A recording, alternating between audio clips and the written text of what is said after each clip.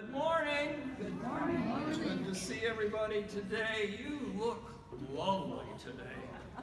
That's even you guys. You know, it must be the sunlight or something like that. We're so glad that you're here.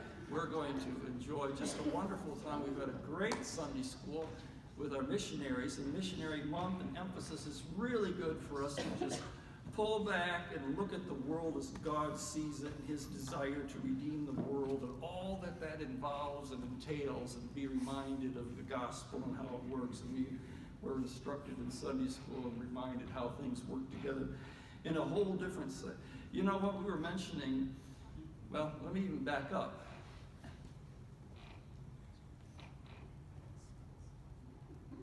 In 1991, the second February in March, the second Sunday in February was the first Sunday Jennifer and I were here. So we've completed 32 years and started 33, you know. A lot has changed. Matt Weldon looks better than ever. Pay me later. But even in our society, you know, and all the different things that we've accustomed to, the cloud of witnesses have gotten bigger and bigger, right? In the God's presence, and at the same time, the gospel is being communicated, lived out, and its transforming power continues in a lot of different ways that we would never thought possible. Technology and let alone God working in hearts and lives. So it's going to be an exciting time. So we're going to get started with a call to worship and prayer. I get to do some singing. Well, I'm not singing solo. You're singing with me. And then we'll give the majority of our time to the Southwells. Good morning, everyone. Glad to see everyone this morning. Our call to worship is from Matthew 13 this morning, if you'd read along with me. And he told them many things in parables, saying, a sower went out to sow. And as he sowed, some seeds fell along the path, and the birds came and devoured them. Other seeds fell on rocky ground, where they did not have much soil, and immediately they sprang up, since they had no depths of soil. But when the sun rose, they were scorched, and since they had no root, they withered away. Other seeds fell among thorns, and the thorns grew up and choked them. Other seeds fell on good soil and produced grain, some 100-fold, some 60, some 30. He who has ears, let him hear. Bow your heads with me this morning, please, as we open in prayer. Lord, thank you for today. Thank you for the sunshine the past few days, and just the hope and the peace and the excitement that brings. We have a lot of gray here in the winters in Michigan, so that's exciting to see, and we praise you for that, and thank you for that. We also praise you for this day, Sunday, and the chance to come together and gather and worship you. We invite you into this place. We ask your presence would just come and join us and be a part where two or more are gathered, you are there. And so we invite you into this place on this special day. We thank you for the Southwells and the chance to hear from Randy this morning. We pray that you would just speak through him, bless his words, and bless us by hearing them. We look forward to today and hearing what you have for us. And we pray that as we leave from here, later in the day, that you would just be with us as we go through the week. We love you, Lord, in Jesus' name. Amen.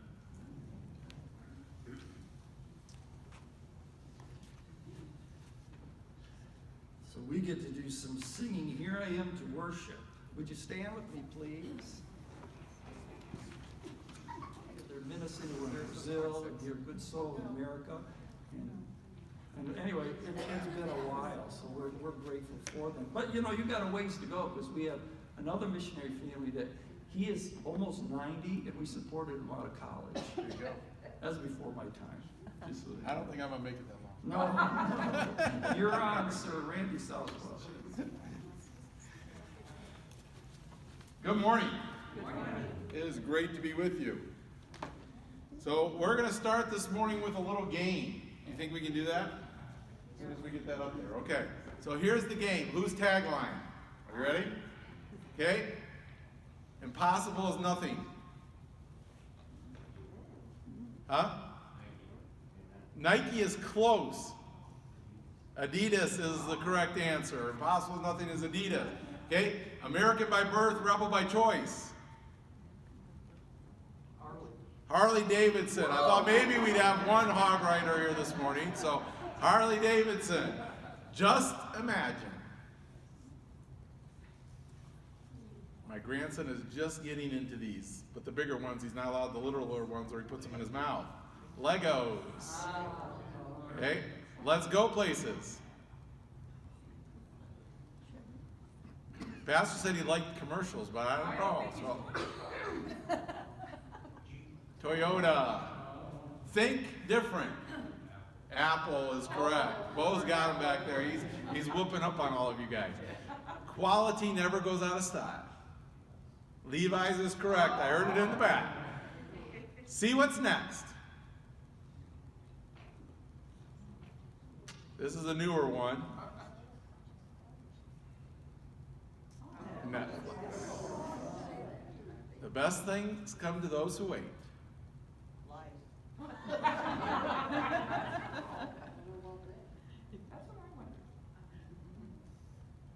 Heinz ketchup is that one. Okay, confidence in motion is another automobile one. That's Subaru. Helping people clearly understand, genuinely embrace, and firmly hold on to the gospel.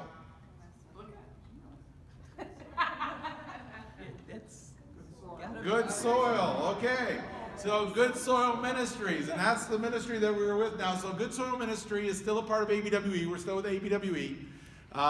Good Soil Ministries is the arm of ABWE that helps do training in the areas of evangelism, discipleship. We also have some other courses we teach, like Moving Beyond Lecture, Roots of Faith, Old Testament, New Testament, our whole week-long courses in helping people understand the Old Testament and the New Testament. But our primary is evangelism and discipleship, and so our purpose is to motivate, train, and resource people in worldview relevant evangelism and discipleship.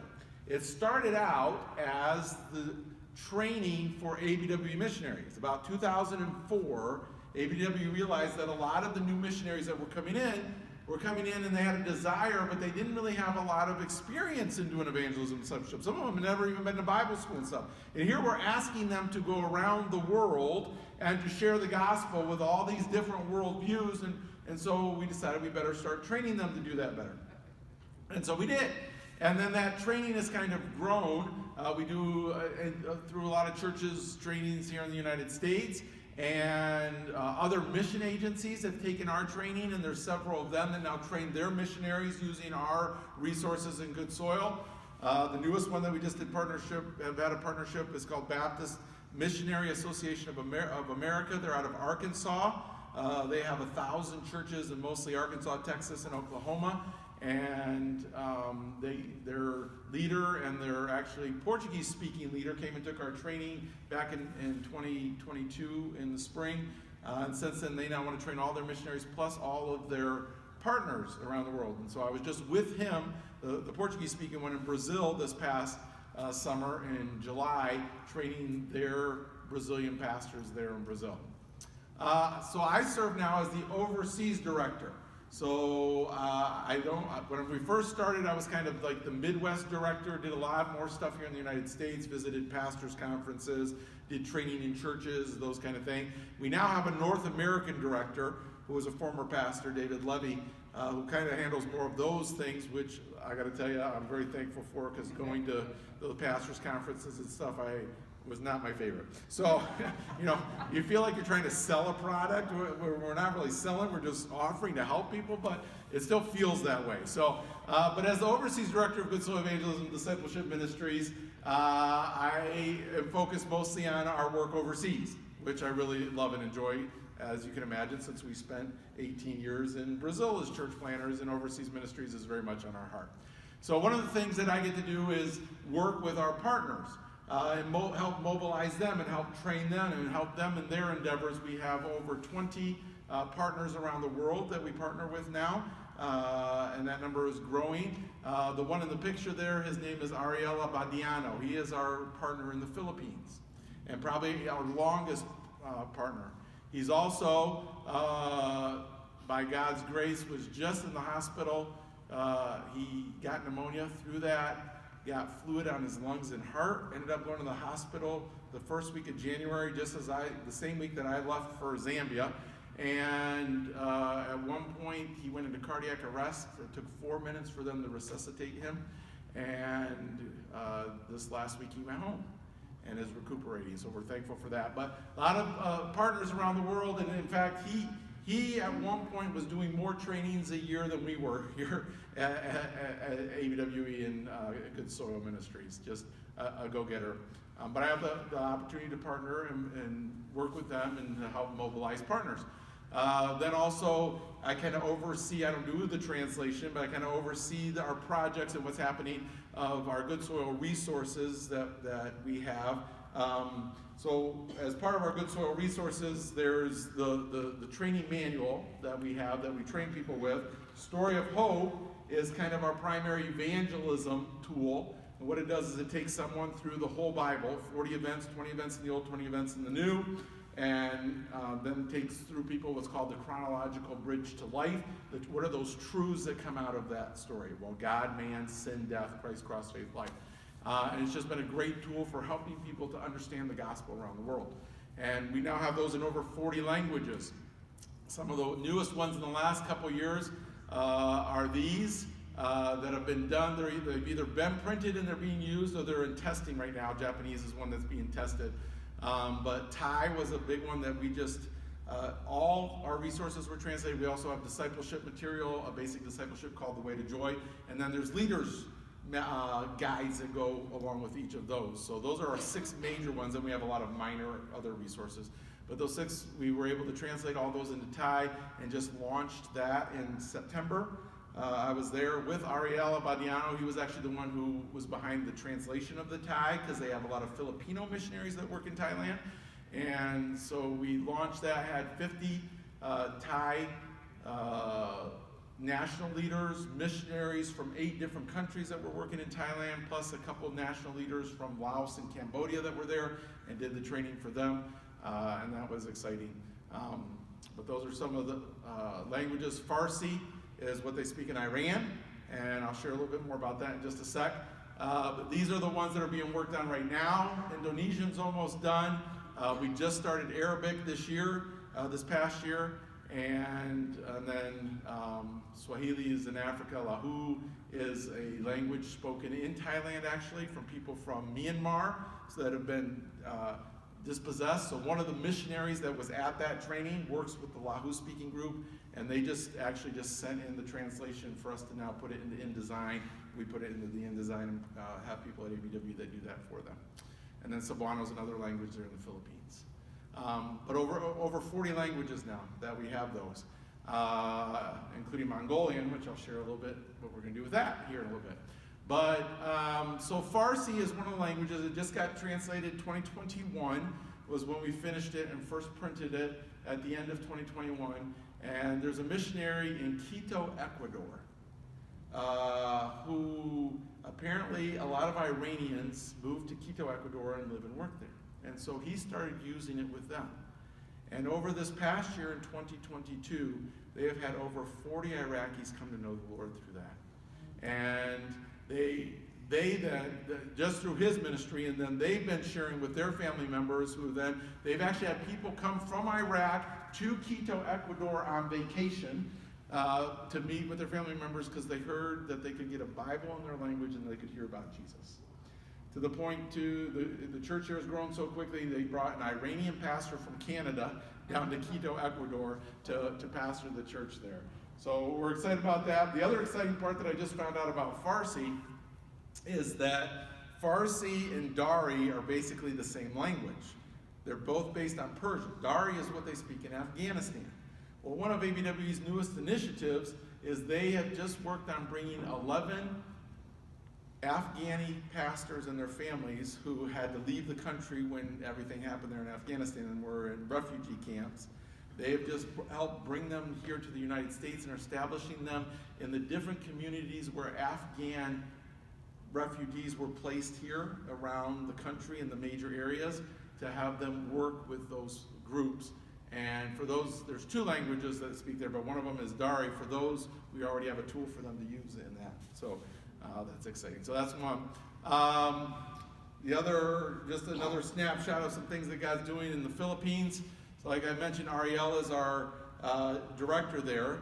Steve Deal is a missionary who's been in the Philippines for 40-some years. He has a camp there, some other things. He's from Tennessee.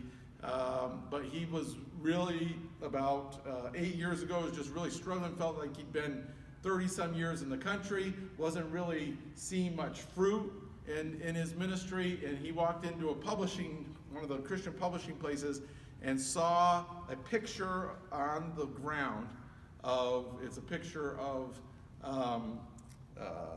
a foot stomping the head of a serpent. It's actually one of the images that's in our Story of Hope book here. And he saw it, and it caught his attention, and he asked the guy, well, whose is that? And he got in touch with Ariel through that, did all the training for Good Soil, and says it's just completely transformed his ministry. His whole focus now is just on, he basically takes people through the Story of Hope, teaches them, and then teaches them how to teach others. And through that now, they have started they have 2 other church plants that's going on. One, one of the ladies in his church learned the Story of Hope, started sharing it with a coworker that she worked with. This coworker was from another town, had come there to work to make some money. She went through the Story of Hope, got saved. She went back to her town after working, making money, and spent a year and a half going through it and sharing it with her husband. And her husband got saved. And her husband then began to grow so much in the Lord. They did some Bible class and that, and then he became the pastor of that church, started a church there, became a pastor, and now he holds 22 weekly Bible studies with over 300 people in his religion, teaching them the Story of Hope. And through the 3 works together, they have over 30 weekly Bible studies with over 400 people involved every week learning God's Word. So one of the languages that just got translated is Tagalog, which is one of the main languages there. That's the books they're holding, or the Story of Hope in Tagalog there. But those are the kind of things that, by God's amazing mercy and grace, that I get to be involved with and to be a part of. And it's not because of me, right? It's nothing amazing that I'm doing, but God's doing some amazing, wonderful things through Good Soil and Good Soil's resources around the world. And we're so excited to be a part of that. Ukrainians, it got translated in the Ukraine. Our partners there that have a Bible school were using it. Well, they felt that someone needed to take it into Armenia, so they translated it into Armenia and went into Armenia and began working with Bible schools there and training people in Good Soil there. And those are the kind of things that we're doing. I've never been to Ukraine, and I've never been to Armenia yet.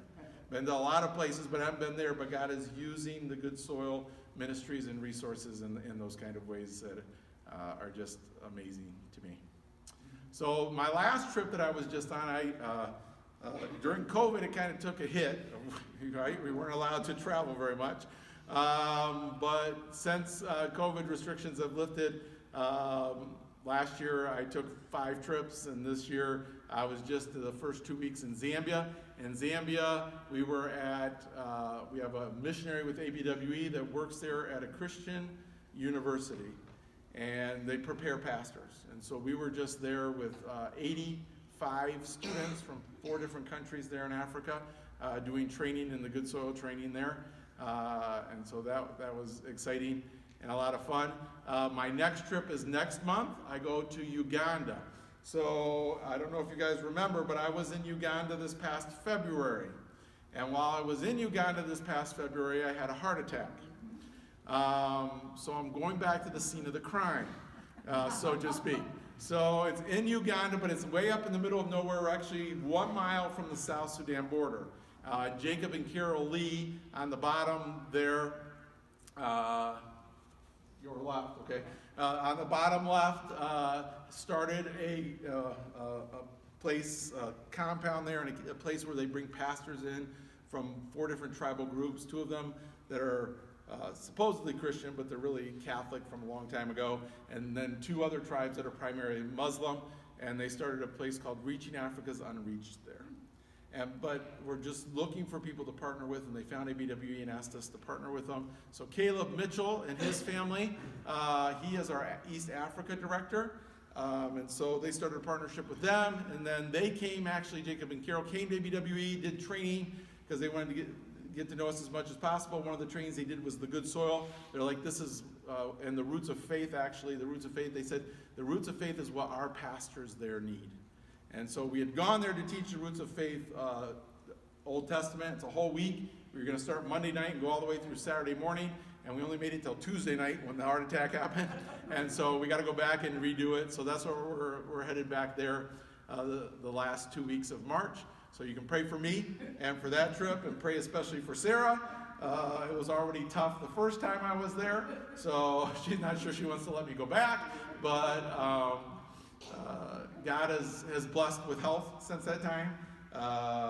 What we found out is I had a blockage in my coronary artery that caused the heart attack, and they've checked out my heart, and there was nothing wrong with my heart, and so I'm just on a blood thinner. And so with that blood thinner, I've already made trips now to Cape Verde and Thailand and places that also are kind of in the middle of nowhere. And so we're confident that God has restored my health. But you can keep praying. I'm on the blood thinners until I get back. Then I have my 1-year checkup with my heart doctor, and then they're going to decide at that time to keep me. They wanted me to stay on the meds that I'm on. I take 4 different ones. One's a blood thinner, one's a beta blocker, and there's a couple other things that I don't know. I couldn't tell you. If my oldest daughter were here, she could tell you. She's a cardiothoracic nurse, charge nurse at Spectrum, so she knows all the stuff. If I have questions, I ask her.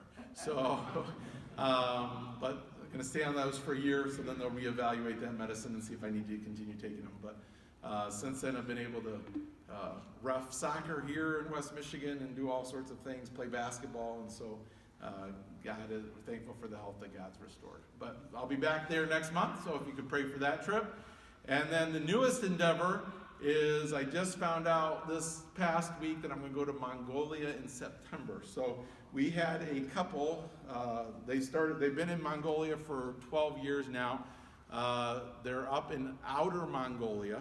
So their town is not even listed on this map of Mongolia. So Ulaanbaatar is the capital. Then you fly another 3 hours to where they are up by it's near one of those lakes. See the lakes on the top, on the northwest side of the country there? So one of those lakes, you fly in town and then you drive an hour and a half. But they have a pastor's training center that they've started there, and an evangelism center. And so they train the pastors in evangelism. They took Good Soil, came into Good Soil and the Roots of Faith back about 5 years ago, and they said this is what we need for our pastors and for our training for our churches in Mongolia. They've translated everything, including the Roots of Faith. So the Roots of Faith is 50 lessons, 4 pages each lesson. Like I said, it takes a whole 40 hours to go through it, and they've already translated all that into Mongolian. And so this time, though, we're just going, the last work group leaves September 11th for the training center that they're building there. And then I arrive on September 14th, and the first training we're going to do in the new training center is going to be Good Soil Evangelism and Discipleship with their pastors there. So I'm excited about that. This will be our first training in Mongolia. And I know that they and the other missionary that's working with them live in those yurts type things. So I'm not sure if that's what I'm staying in when I go or not. I was looking up pictures of the place where it is, and it's pretty desolate and pretty remote as well. So, but exciting times. So be praying for that and for the launch. They've been wanting to do it. They just didn't feel confident doing it on their own. So I said, sure, I'll come and help you launch the Good Soil training there. And so that's what we'll be doing in September of this year. A little update on our family. So this picture is from Easter time. And it's probably a lot different than the pictures that you've seen, especially the prayer card that you have up there. I am sorry. I don't even know if that's our latest. That one's pretty old. Is that our latest one? Or do we have one after that? No, that's the latest. That's the latest one. We are really bad. Here's part of the problem. When we came back in 2017, we're like, we need a new prayer card. Okay. But we didn't know what the ministry was going to be yet. So we waited, and then Good Soil, and then my title kept changing with Good Soil. So it's like, I didn't want to make a prayer card but this title I think is going to be, I told them, they were talking to me, our executive director wants to retire here in a few years. He's like, would you be interested in that? I'm like, no. So, so overseas director, that's where my passion lies, and in that area there. So hopefully this year we'll get a new prayer card, but by this time now it's just going to be probably Sarah and I on the prayer card because all the kids are mostly out of the house. So Victoria's the one, she'll be 29 this year, believe it or not. When we first came here, I believe she was 3. So could have been 26 years ago. So at least 25 years ago. And so, but I had to include, she gave us our first grandbaby this past year. So that is Benjamin Stephen. He was born 2 weeks after I got back from Uganda after being in the hospital there.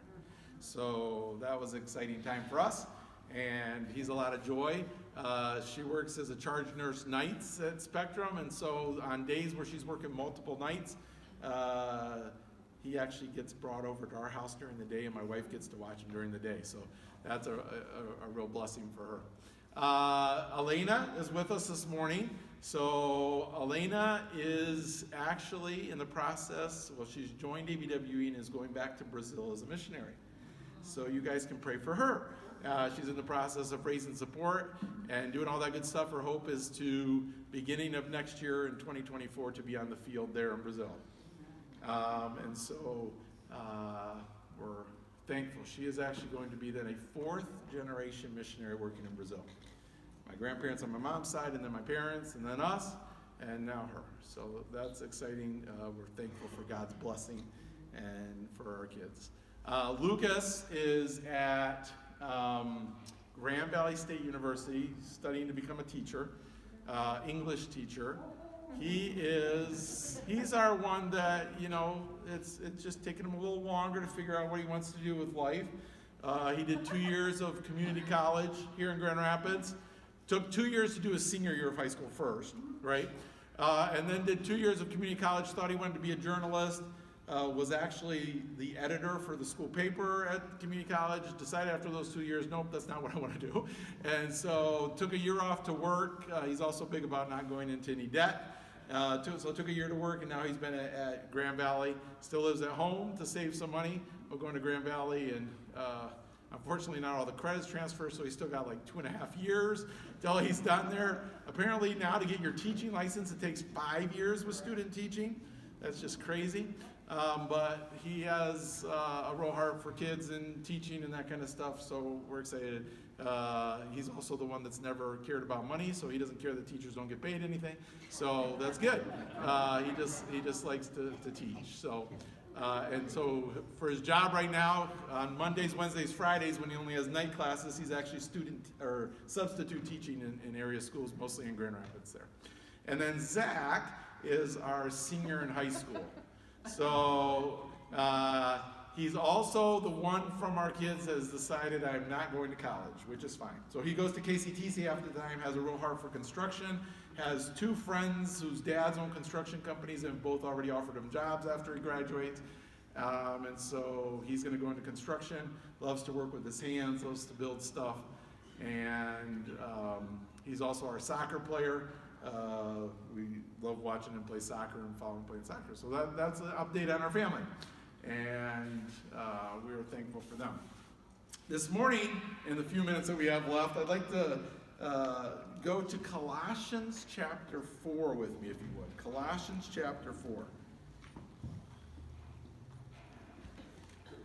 So part of the challenge, for me at least, is, you know, when you are working as a missionary overseas, it's really easy to know what your job description is, right? And it's not hard to know what my job description is here. As overseas director, I'm working with all these people overseas, but there's also a sense in which, you know what? My job is still somewhat the same as it was there, as a lot of, especially as you're planting churches and starting new churches in Brazil and that kind of stuff, right? There's a lot involved in building relationships and sharing the gospel with people and telling other people about Jesus. But in some sense, that's still my job description, right? Because it's all of our job descriptions. To be involved in the Great Commission, to be involved in being witnesses, and as it says in Acts chapter 1. So as I was thinking through that, as we're back here in the States, I'm thinking, okay, how do I do that? Even though I'm traveling a lot and I'm gone a lot, but also while I'm here, we're involved in our church at Granville. I serve as the deacon of outreach on there as well. But it's just how, and so I came across this passage in Colossians chapter 4, which actually is a part of what we use in our training, but just dug into it a little deeper for myself. And it really, Paul here, kind of to me, is at the end of his letter, he's here in Colossians, he's talking to people about how do we live in this world? How do we live evangelistically? Right? How do we live evangelistically? No matter what our job description is, no matter where we are in the world, no matter what our task is, no matter our family that we're a part of, but how do we live evangelistically in this world that God has called us to be his witnesses? And I just want to take 4 quick points out of these verses. Colossians chapter 4, 2 through 6 says, devote yourselves to prayer, being watchful and thankful, and pray for us, too, that God may open a door for our message, so that we may proclaim the mystery of Christ, for which I am in chains. Pray that I may proclaim it clearly as I should. Be wise in the way you act toward outsiders. Make the most of every opportunity. Let your conversation be always full of grace, seasoned with salt, so that you may know how to answer everyone. So in the book of Colossians, right, we know Paul starts at the beginning, and really he's talking about the person of Jesus Christ, and that he is, right, the head of all things and the creator, and who he is, and really our relationship with him, with Jesus Christ, and what that means for us in the first couple chapters. Then he kind of turns that in chapter 3 and kind of, okay, based on our relationship with who Jesus Christ is in our life and who he is and who we worship and who we follow, then how does that reflect on how I live out my personal holy life and what God has done in changing me? And at the end of chapter 3, he's kind of talking about then, how does that affect then my relationships that I'm involved in, whether it's my relationships with my wife or with my children or with other people that I work with, those kind of relationships. And then in these ones in chapter 4, he's going to talk a little bit about that. But really these verses, I feel he's now turned the focus, okay, how do we then relate with the world around us? And especially the unbelieving world around us. How do I live evangelistically in this world that God has placed me in? And there's just 4 things I wanted to take from this passage this morning. And the first one is that we are to be persistent in prayer. Right? Prayer. It's easy in one sense. We talk about it a lot, about praying. But really, we are to be devoted, he says, right? There's not too many things that the Bible tells us to be devoted to. A handful of things to be devoted to where that is supposed to take up a large portion of our focus and our attention and our, I lost the word in English. Attention, focus, what's the word? Sometimes, here's the problem of growing up speaking 2 languages, because people are like, do you just think in English and then translate into Portuguese? No. I actually, sometimes I catch myself thinking I'm thinking in Portuguese, and I have dreams in Portuguese. My wife doesn't have that problem, because she didn't grow up speaking Portuguese, but I have that problem. And then, but my wife did say, when you come home from the field, then you're just kind of dumb in 2 languages, because you don't remember the one or the other. I'm just going to say passion, but activity, strength, right? Neither of those are the words I was thinking of, but they kind of cover that, right? Devoted to it. Prayer. And specifically, a large portion of our prayer, what we're supposed to be praying for, is one another, but then also we are supposed to be praying for evangelistic efforts. For those by missionaries like Paul, right? And I know you guys have prayed for us for all of these last 25, 26, however many years it's been. We have gotten older, Pastor. I mentioned, I looked in here and I saw you playing the bass this morning, and I'm like, Pastor and I have both gotten old over these last few years because there's a lot more gray in our hair than there used to be, right? It is, right? It's great. But I was telling the Sunday school class, I always cut my hair short because when I would cut my hair short, the gray would disappear. That does not happen in the last 6 months anymore. So unfortunately, okay, last year and a half, I was being generous to myself. But right, prayer and praying for unbelievers and praying for opportunities. Paul here, he says, listen, pray that God will open up a door for the word. In other places, he asks for prayer, that God would open up doors. Other things that Paul asks for prayer, he says, look, in this endeavor of evangelism, we also need to be praying for boldness. Right? That we would be bold to speak the word. In some passages, Paul says, look, when I was preaching the gospel of Jesus Christ with people, he said, and there was times then that I was in danger for my life. First, in 2 Corinthians, he says, look, God delivered me, and he delivered me because of your prayers, I believe. I believe it's because you were praying for me that God delivered me from that danger that I was in.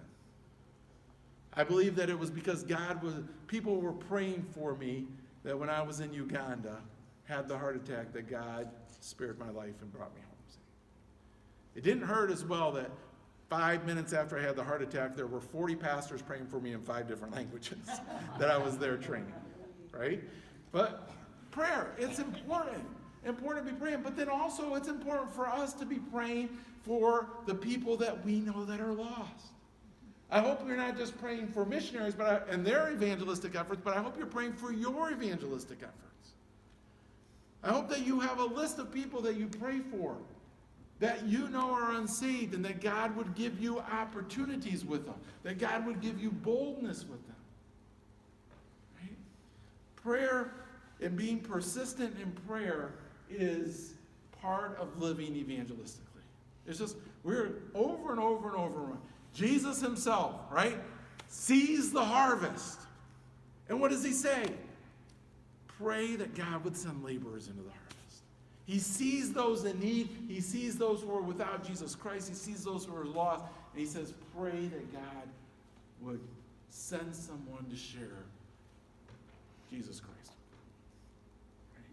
So to live evangelistically means that I need to be praying consistently, persistently, for those who don't know Jesus Christ. Both for those around the world that missionaries are working with, but those around me that I have contact with.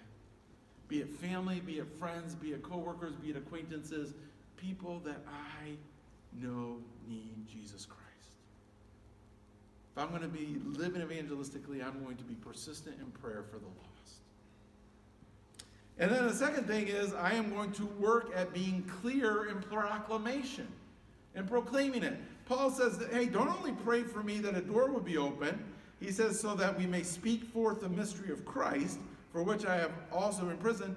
He says, and pray that I may make it clear in the way I ought to speak. He's like, did you know that we can share the gospel of Jesus Christ and not be clear?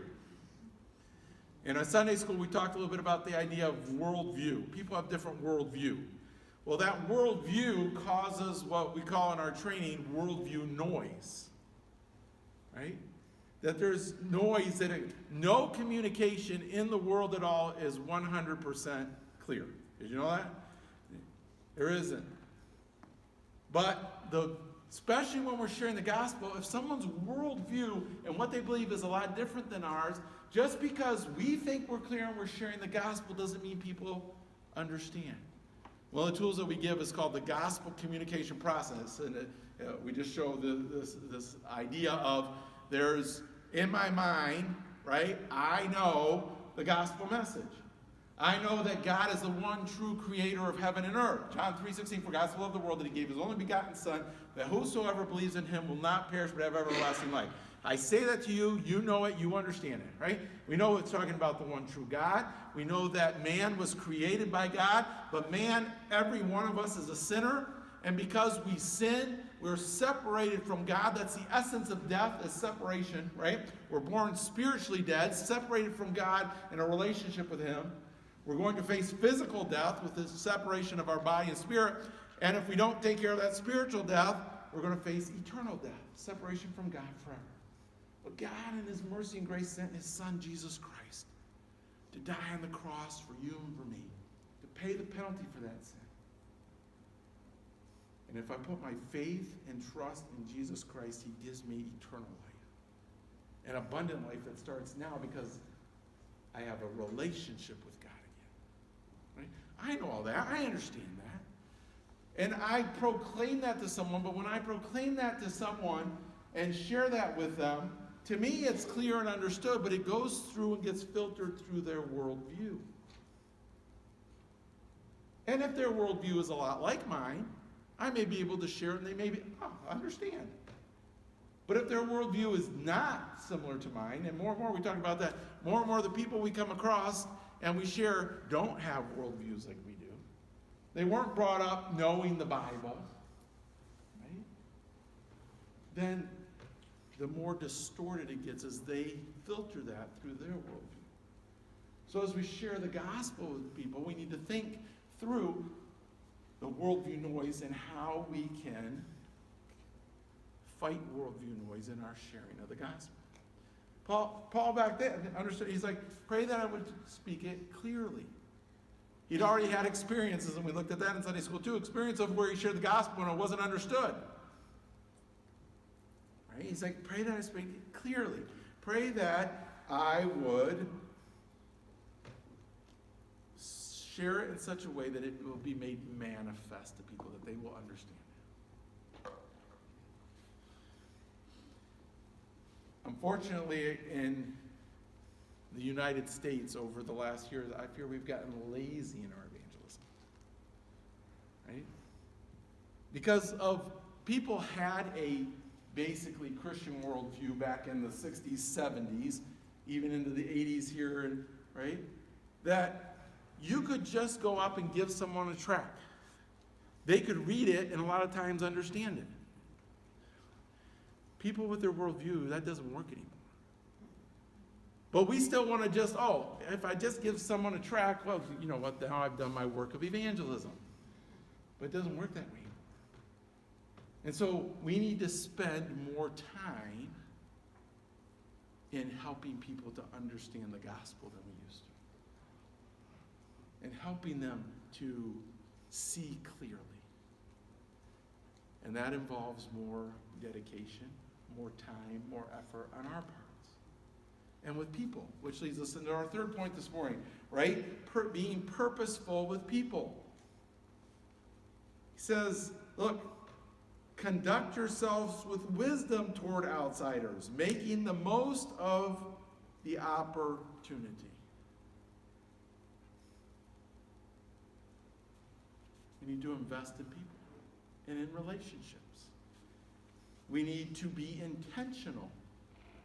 Right? Now that doesn't mean that the only reason that I'm going to befriend and get to know someone is so that I can cram the gospel down their throat at one point. Right? Here's the thing. As we're building those relationships with people, people know if we truly care about them or not. It has to be real love and interest in people as we build those relationships. But also understanding that our ultimate purpose is to share the gospel with them. There's a lot of talk about, right, relational evangelism. I am all for relational evangelism. I think especially for people who are low in their understanding of the gospel, that's where it has to start. You can't just come up to someone and say, you know what, God loves you. You need to accept Jesus as your one and only Savior because you're a sinner. People don't have that understanding anymore. So it takes time to build a relationship, to get to know what they believe, to get to know what they understand, so I know how I can share the gospel in a way that they're going to understand. Right? But there's a danger in relational evangelism as well. That the relationship becomes so important that we never get to the point of sharing the gospel. Right? We're purposeful. He says, look, conduct yourself with wisdom towards outsiders. Share with them. Build the relationships. Be wise. And he says, making the most of your opportunities. Now that doesn't mean that, okay, but that means every time that I'm with the person, I got to share the gospel with them. No. But every time I'm with the person, I am building the relationship, tilling the ground, taking opportunities to show love.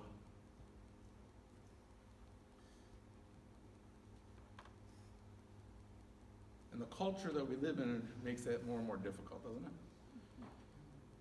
And in the world that we live in today, sometimes makes it more and more difficult because the culture has become so far from our biblical values that sometimes we have the tendency to view those that are over here so different from us as the enemy. When really the Bible says the enemy is Satan, right? Other people are not the enemy. Other people are what we're trying to battle for. Satan's the enemy. Paul says we wrestle against not flesh and blood, right? We're wrestling against Satan for the hearts and souls of people. So we need to be purposeful with them. And then last, in the midst of all that, we need to do that with a gracious presence. Paul says, look, let your speech always be with grace, as though seasoned with salt, so that you will know how you should respond to each person. Social media is great for me knowing what my friend that I went to college with 20 years ago is doing and what's happening in his life. But it really stinks when it comes to being gracious in our speech. Right? Paul says, look, we are to be people of grace. I used to, in this, one other time when I preached through this, I said we need to ooze grace. Sarah said, that doesn't sound real good. So I changed it. But really that's the idea, right? Is that we are so impacted by the love of God and what God has done for us that grace oozes from us. That we are people of grace. And he says when we do that, then God's going to give us the opportunities. And we're going to know how to respond to people. Wherever they are in their life and wherever they are in their walk. However far they are from the cross and from the gospel. If we are always acting and living and responding in grace, he's going to show us how to have the opportunity to reach people and to share the gospel of Jesus Christ. Not that they're all going to respond, but someone. We started a Bible study for young men, the single men in our at church there at Granville when we first got back, because there was nothing going on for them at all. For when, once you got out of college, and there was nothing going on. There were several young men at the time, so we would do a Wednesday night Bible study. Sarah would make a meal. That's a huge draw, right? And she would make a meal for them. They'd come, and then we'd study the Bible together. And so they started inviting some of their friends. And one of those that came actually in the first year, his name was Drew. He is now my son-in-law. But he actually started coming to the Bible study. He had grown up in a church here in Grand Rapids, realized he never really accepted Jesus Christ as a Savior, got saved, baptized, and then about 2.5 years later became our son-in-law. It wasn't right away. But he had a friend named Andy. And Andy would never come to Bible study. Always, we'd have game nights and that kind of stuff. He'd love to come to that and stuff, but never come to Bible study. Did not want to talk about God, not want to talk about religious things. And I was in Brazil end of February 2020, right before COVID hit. And I get a phone call from him, a text from him. He's like, hey, I know you're in Brazil, I know you're busy, but when you get back, could we meet? Do breakfast together. Sure. So came back, did breakfast, and for 3 hours, talked with him. And I'm like, at first I'm like, well, what's changed, right? Well, it didn't take long for him to share. And in the 2 months prior, he'd lost both his grandfathers. both his grandfathers had passed away. And he didn't know what to do with that.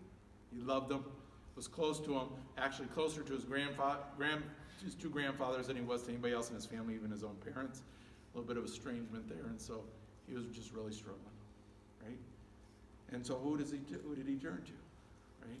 Well, he'd seen our family, seen the difference God had made in our life, had seen Drew and the difference God had made in his life, right? So he calls me. And from that point on, I've had chances to, we even went through the Story of Hope together. He hasn't come to know the Lord yet, but when I first started with him, he was an agnostic, didn't even believe God exists, and now he believes God exists, right? That's already a huge step in people's lives. So continue to pray for him, right? But that's just build relationships. Pray for people, right? Work on making the gospel clear for people to understand, because they don't. So think through the way that you're sharing Jesus with people. Get them to hopefully study the Bible and understand from the beginning. Start with God so that they understand who God is. Invest in people with a purpose and be men and women of God who follow Jesus Christ, and the grace of Jesus Christ in our lives just oozes from us. If we do that, then I believe we are living evangelistically in this world that God's called us to. Let's pray. Father, we are thankful for our time this morning. I thank you for Belmont Baptist for their partnership in the gospel through these years. Father, I am thankful for, through our ministry in Brazil and now through Good Soil around the world, those that have come to a saving knowledge of you. Father, what a privilege it is to be a part of your work, and a privilege to partner with faithful servants of yours like those here at Belmont Baptist, who we know care for us and love us and pray for us. We are blessed, and we are thankful for you. You are good. Father, help us to be living evangelistically in this world that you have placed us. Even though it may seem harder these days than it used to, help us, Father, to faithfully serve you and communicate your message of redemption to the world that is so lost and so in need of it. We ask this in Jesus' name. Amen.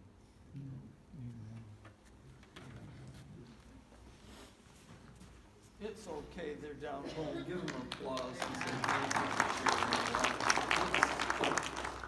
Some of it is kind of good to be reminded, right? And brought back to focus and perspective. And that's why I put an opportunity in this whole month to think about God's worldview of redemption. I'm not ashamed of the gospel because it's the power of God to, let's run that by again, power of God for salvation. Romans chapter 1. That's what it's all about. And how exciting. Did it do something in here when you heard testimony of people coming to Christ? I mean, it may have been long in between opportunities, but God's always at work, and he's working in hearts and lives. And